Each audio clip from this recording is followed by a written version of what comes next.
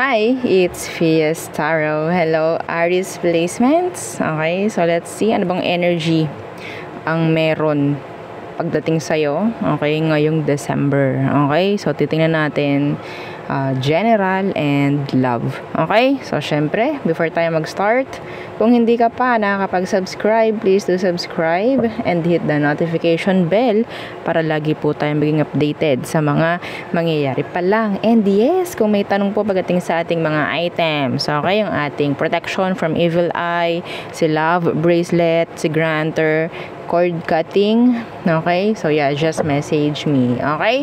And yes, if you're interested na magpa-reading kay Perception of Light, message lang kayo sa kanya pong FB page. And kung naghahanap kayo ng healer, si Kuya Dingsi naman po, no? Yung akin pong maire-refer, okay? So let's start the reading. Aries placement. So, in general, tingnan natin ano bang meron. Anong meron? Anong kailangang malaman ng mga Aries? Okay, ngayong December. Okay, ano bang meron? Let's see. Okay, the Ace of Wands. Oh, so talking about travel. Okay, so some of you, there's this energy of sex. Okay, by December. Okay, let's see what else. Okay, the Ace of Swords. Okay, so I'm seeing here a one-night stand na pwedeng, yeah, specific yun, ha? A one-night stand, or sabihin nating energy ng connection na walang label. Okay, pero may ganon. Ha? Okay, so, yeah. For some of you, this is an energy of pwedeng through online, okay, a new connection na pwedeng dumating ngayong December. I don't see na romantic to, okay, pwedeng no label. Well, kung game ka sa ganon, then go. Okay, so may marireschedule na travel by December. Okay, the 5 of Chalices, the 6 of Chalices. Somebody from your past is missing you. And talagang may chance na gumawa ng drama to, gumawa ng ingay by December. Okay? Or kung sino man, someone na pwedeng gumawa ng hindi tama sa'yo sa past. Okay? Nandun kasi yung parang bitterness, yeah, the 3 of Swords, diba? Iba sa inyo, this is your person from the past, okay? So, 6 of Pentacles, somebody wants a new beginning. Yeah, a new beginning by December. Someone will reach out, maybe fire sign, water, earth. Okay? 6 of Pentacles. Some of you may mga makakapagbayad na or mayroong magbabayad sa inyo. Strength. Somebody. Yeah. Some of you, there's this Leo. Okay, na pwedeng gumawa ng effort pagdating sa'yo. Pwedeng hihingi ng forgiveness or whatsoever. Ikaw pwedeng magbigay ng forgiveness or yeah, something like that. Okay? So, ano bang meron dito? Sa 6 of Pentacles na to. Ano tong 6 of Pentacles? The 9 of Wands in reversed. Yeah, someone will lower down. Okay, may maglolo, may magbababa, oo, ng kanilang guard by December. Pwede talagang fire sign like you, Aries, Leo, Sag. Okay? Meron ditong like umaasa na magkaroon ng new beginning talaga with you. A new beginning. Some of you, there's this makeup sex na pwedeng mangyari. Okay? Pwedeng mangyari by December for some of you. With a fire sign, water sign, earth. Okay? Be careful na ma-trigger or magalit. I think meron ditong something na pwedeng magbibigay sa'yo ng sabihin nating lalabas yung emosyon mo eh. Okay, ang nakukuha ko pa dito is galit. Aries, galit ang nakikita ko na pwedeng mangyari. Okay, some of you, pwedeng friend mo, something like pwedeng meron kang malalaman. Yeah, I'm seeing so specific messages here. Sabi ko, general lang pero specific ang mga nalabas para sa'yo, Aries. Okay, ang nakikita ko, merong someone, pwedeng friend mo. A friend or a past lover, an ex, na pwedeng i-trigger ka. Or may something na may malalaman ka sa kanila na pwedeng sabihin natin ikagagalit mo. Okay? What's this strength? Yeah, the 7 of Swords. This is talking about someone who tell lies. Okay? May mga pagtatago, may mga sikreto ako ditong nakikita na pwedeng mabunyag, I think, by December. Okay? Somebody is being sneaky, deceptive. Someone will tell lies, maybe. Na pwedeng, ang nakikita ko rito is magagalit-galitan to kasi parang didepensahan niya yung sarili niya. Pero nahuli naman na. Meron kayong mahuhuli. Someone will get caught cheating maybe or telling lies or something na hindi okay na pwedeng ikagagalit mo by December. Some of you, pwedeng regarding kaperahan to. Okay? Pwedeng pinagkatiwala mo yung pera. Okay? I don't know. I don't know kung anong meron pagdating dyan sa pera. Yes, ang nakikita ko dito is ma-upset ka Mandidismaya ka. Kasi pwedeng ipagkakatiwala mo yung pera. Or something, material things maybe, or something like mahalagang bagay. Okay, some of you, there's this pwedeng may inaasahan ka na pwedeng dadating by December. Pero hindi ko nakikita na mangyayari. I'm sorry. That's general.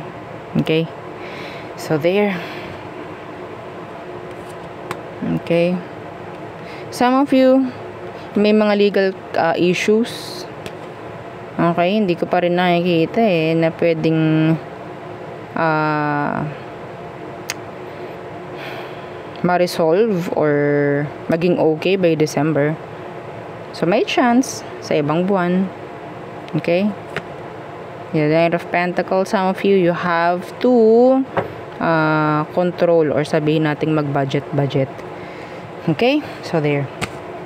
So, that's mga specific message na sana dapat general lamang. Okay? So, tayo tumungo na. Okay. Sa person na iniisip mo.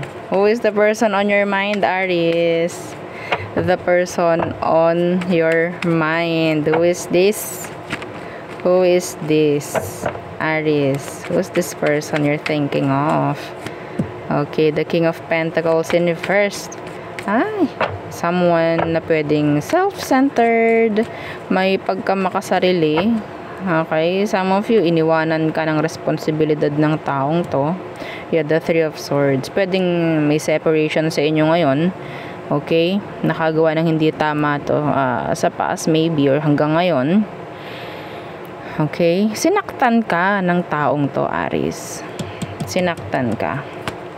Okay? Pero sa iba sa inyo ngayon mas nagiging okay ka. Mas nagiging okay ka simula nang umalis sa'yo to or sabihin natin nagkaroon ng ending or separation sa inyong dalawa. So, ito yung taong yun. Pwedeng Capricorn, pwedeng air sign. Gemini, Libra, and Aqua. So, ano ba ang situation? Okay, let's see. Anong meron sa sitwasyon nung taong to? Tingnan natin, Ano bang situation niya ngayon? What is their situation? Current situation. The 3 of Chalices. Some of you may third party involved. Okay, kung may third party, hindi ko nakikitang nagiging maganda ang connection ng dalawa. Some of you, nilagay ka sa third party nitong taong to. Okay, pwedeng may iba tong kinakasama sa ngayon. Sa ngayon, hindi ko nakikitang maganda ang kanilang connection. Why? Strength in reverse. Hindi siya nag-workout. Opo, hindi nag-workout. Okay? Meron ditong parang sabihin nating iba sa inyo, hindi ko alam kung sino may pera dun sa dalawa. Pwedeng pera lang ang tumatakbo, ang nagpapatakbo sa connection ng dalawa sa ngayon. Okay? The Six of Chalices. Oh, naku po. Naku. Okay, Aries, itong taong to, may chance na namimiss ka niya. I don't know why. I don't know why. Okay? Let's see. So, there's no success, no victory sa situation niya sa ngayon. Okay? Some of you might be dealing with a Leo. Anyway. Ano ang sitwasyon, ano ang emosyon niya sa'yo ngayon, Aries? Anong emosyon niya sa'yo ngayon? Ayaw pa. Okay, let's see. Emotion ng person na to sa'yo ngayon. Habang siya ay nandun sa third party. Okay. The Moon in reverse. Nalulungkot siya. Nalulungkot to, Aries. The Moon in reverse. Parang nandun yung mga realisasyon niya. Marami siya napapagtanto sa ngayon. Ano tong The Moon? Hinahanap ka nito. Okay, hinahanap ka niya. Ano tong The Moon in reverse? Yeah, the Tower. Ngayon, nagsisisi tong taong to. Opo, nagsisisi siya. Okay? Pwedeng ang alam niya is nagiging okay ka. Pwedeng yun ang alam niya, ha? Mas nagiging okay ka nang wala siya. Yeah. Yeah, the Justice is in the reverse. Yes, I think karma is, biting their ass. Right now. Oo, itong taong to. Kung anong ginawa niya sa'yo, sinaktan ka, nalungkot ka, ganun din ang nangyayari sa kanya ngayon. It's like a boomerang effect.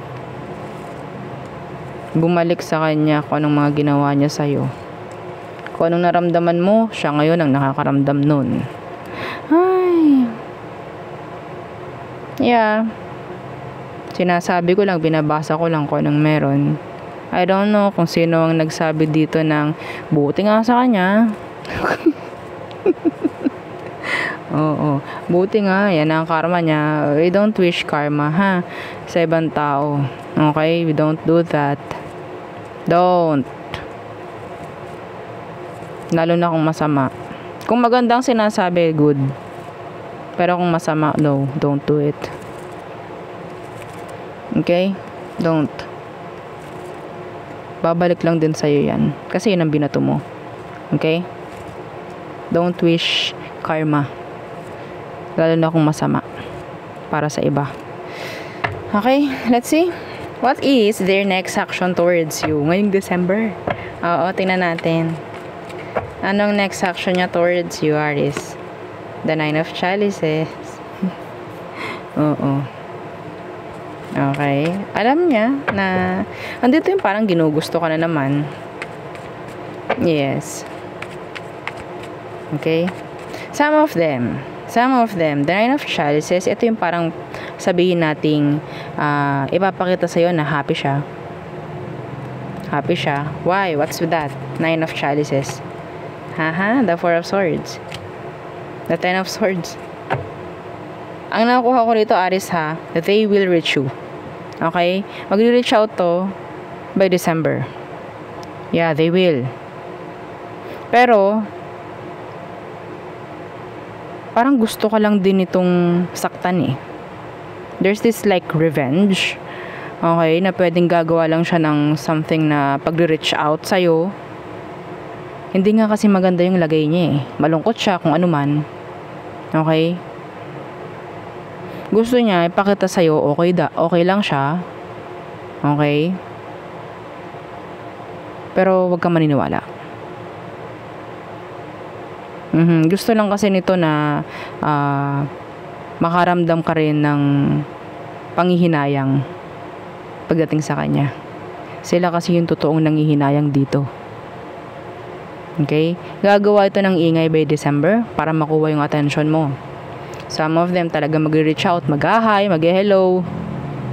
Okay? Or sabihin natin mag-miss call. Magdadala na ng confusion sa'yo yun. Don't let them. Don't let them. Okay? Walang solid intention sa mga ganung aksyon. Tandaan nyo. Please.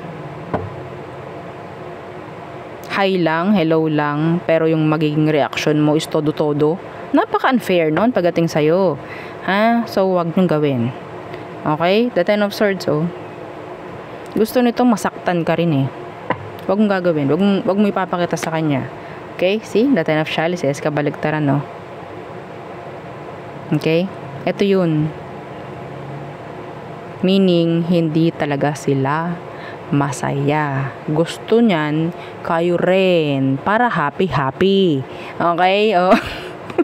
Doon sila makakaramdam ng happiness. Oh, gusto mo ba yun? Masisiyahan sila kapag nalungkot ka. Gusto nyo yun? Diba hindi? Oo. So, ayaw natin na. Okay. Ha? Kasalanan niya to, I think. Kasalanan niya to. Wala kang ginagawang mali na dito. Okay? Guguluhin ka lang nito eh. Kung sino man to. Guguluhin ka lang niya uli by December. Okay? So, ano bang advice for you, Aries? The Page of Wands Universe. Don't expect anything. Okay? Yeah, this person will get your attention. Don't give them the attention they want. Okay? Yeah, the Ace of Pentacles Universe, the Ace of Swords. Some of you, focus sa career, focus sa kaperahan, sa kung anong meron sa'yo ngayon. Please, doon ka lang. Huwag kang bababa. Okay? Kasi itong taong to nasa mababa. See, you have an ace na naka-upright. Sila, ang gusto nila, naka-reversed. Meaning, energy niyan is, sabihin nating, a missed opportunity. Okay? So, don't expect anything. Don't expect anything. Kung gusto mong kausapin, go. Okay? Go. Kung kaya mo. Pero, know your limits. Alamin kung anong kailangan, like importante. Kung anong importante. Doon ka lang magpo-focus. Ibigay mo lang kung sila ay nakikipag-usap. Makipag-usap ka. Open the line of communication. Kung kaya. Okay? Pero wag mong hahayaang magugulo ka nito. Okay? Wag na wag. See, the Hermit. Hayaan mo sila yung parang maghanap ng maghanap sa energy mo. Hindi yung ikaw yung parang natataranta kapag nandyan na naman sila. Don't. Okay? Wala akong nakikitang energy ng new beginning dito. Gusto lang ng taong to is attention. They just want your attention. They are seeking. Okay? Para sa attention. Yeah. So, don't expect ng pakikipagbalikan sa taong to or magkakaroon ng pagbabalikan by December. Reaching out, yeah. I'm seeing pag-reach out ng taong to. Kung there's no contact, then mababasag yung no contact by December. Okay? So, tayo tumungo na sa all signs. Aries through Pisces. Let's see. Again, please. Yeah, don't forget to like, share, and subscribe. Okay? Kita nyo, dun sa unang read natin, no? May mga makikipagbalikan. So, pwedeng ito yun. Okay? Yeah. So, Aries through Pisces. Okay. If you're dealing with this zodiac sign, okay, this Aries. So, si Aries, nandyan yung Wheel of Fortune. Okay? Like, sabihin nating opportunity pagdating sa mga magandang bagay. Okay? So, maybe if you're dealing with a fellow Aries, they know kung anong meron pagdating sa'yo. Okay? Alam nila kung anong meron pagdating sa'yo. Like, worth mo, value mo, or something like, alam niya na, sabihin nating maganda kang kapitan. Okay? Taurus. So, there's like a stop, a halt. Like, pwedeng may bigla na lang mag-end or biglang may mag-pause with this Taurus. Gemini, they want you. Yeah, they want you. Some of you, they just like, or something like after your money. Okay, some of you. Cancer, detached, cold, silent. Yeah. Leo. Okay, so si Leo, na-intimidate siya. Lalo na kung mayroon ng magandang mga nangyari sa'yo, Aries. Okay? Virgo. So, may chance na mayroong mag-unblock na Virgo. Tama ba? Yeah. Pwede may mag-unblock na Virgo. Libra. This Libra loves you. Okay? Yeah, they love you. Some of you, itong si Libra, pwedeng may chance na mag-pursue sa'yo by December.